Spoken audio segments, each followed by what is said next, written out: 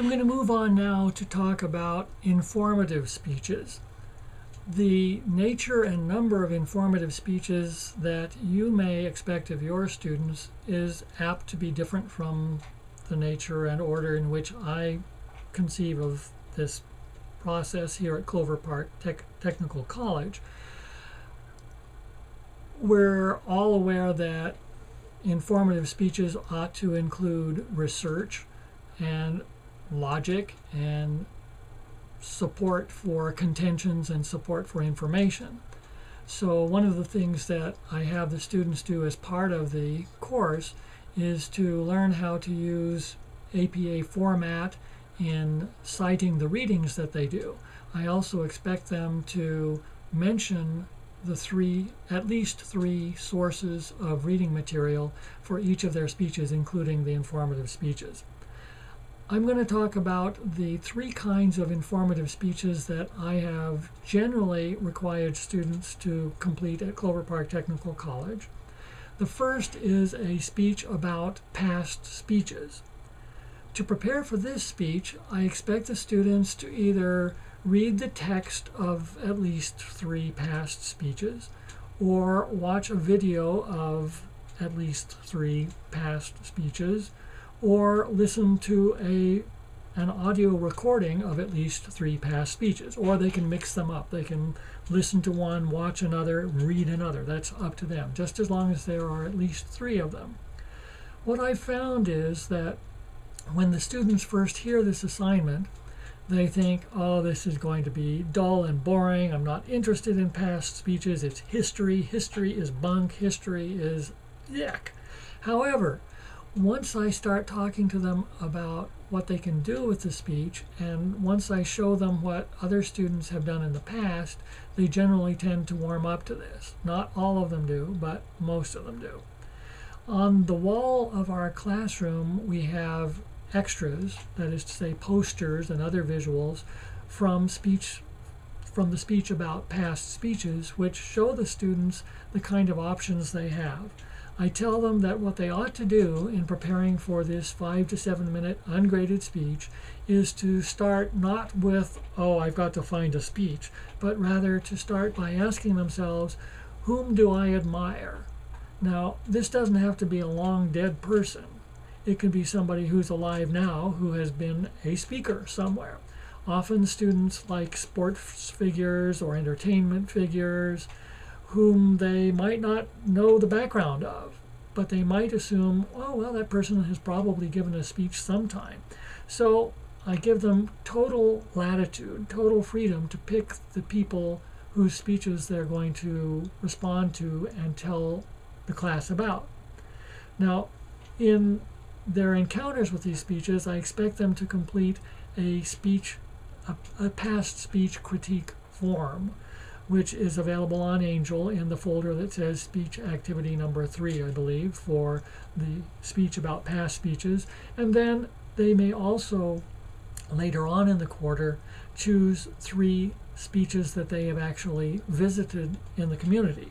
In other words, live community speeches. So those are 2 of the informative speeches that I ask students to do. There are some special challenges to both of these kinds of speeches.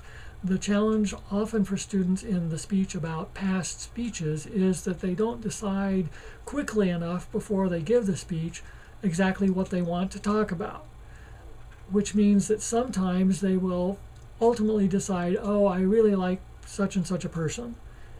I'm going to find speeches by her or by him. They find 8 speeches by him or her. They don't know which speeches to talk about. They don't know what organizing principles to use for their speech. And as a result, they're not fully ready when they give the speech. I warn them about this in advance, but that doesn't necessarily mean they're going to heed the warning or have time to heed the warning. In any case, that's one of the challenges they face there. Another challenge they face is that they might not take the whole thing seriously. They might occasionally try to just gather information in verbatim form from the internet, which doesn't serve them well. They usually find that out as soon as they actually give the speech, which is one reason why it's ungraded. to help them understand that these things can happen and there are consequences. With respect to the speech about live community speeches, again, I expect the students to complete a critique form. It's a critique form of live community speeches, or I will give them the opportunity to attend a performance of some kind of activity that they would not normally attend in their lives, so that they have a document both for this speech and for the one about past speeches that they can refer to gather the basis for their speech. So they don't have to go totally without a safety net on this. They take the time to identify a speech, or pardon me, 3 speeches that they value from the past. They have the time to reflect on the 3 speeches that they attend in the community. They'll be writing something down, and that can serve as the kernel of their speech outline for both of these speeches. I tell them that if they're in a rush or if they want to make the whole process simple, the easiest way to do that when they give their speech about those 3 speeches is to say, my main points today are speech 1, speech 2, and speech 3. So they don't have to worry about determining what their main points are going to be. If it's a 5 to 7 minute speech, I tell them, all right, all you have to do is speak for 1.5 minutes about the first speech, 1.5 minutes for the second, 1.5 minutes for the third, have a good introduction, a good conclusion, and you've got your time.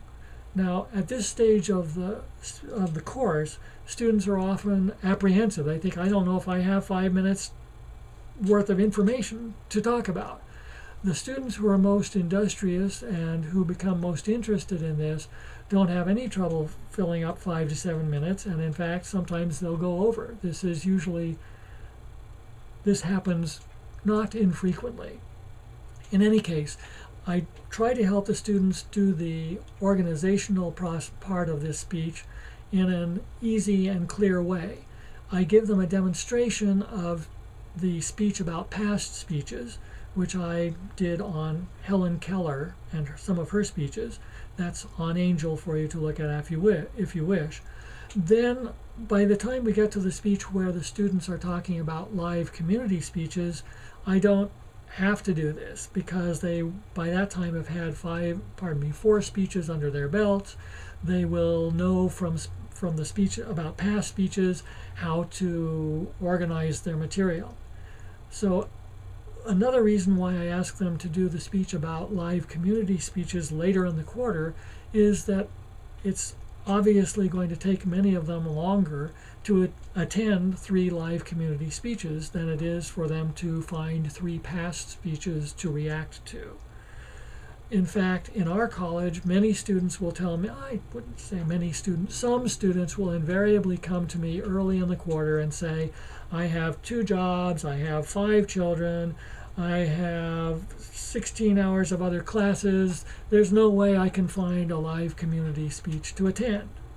Well, I have a handout for them and a digital version of that handout on Angel, which provide links to websites for live community speeches in this part of the country and also anywhere in the world. One of the major kinds of live community speeches that our students are able to attend is a Toastmasters meeting. Toastmasters, as you probably know, have been around for, well, since 1926 or 27, I think it is, perhaps 1924, I don't recall. Anyway, for more than 80 years, 90 years, and if the students go to the Toastmasters.org website, they can type in their own zip code and find a list of Toastmasters clubs in their vicinity.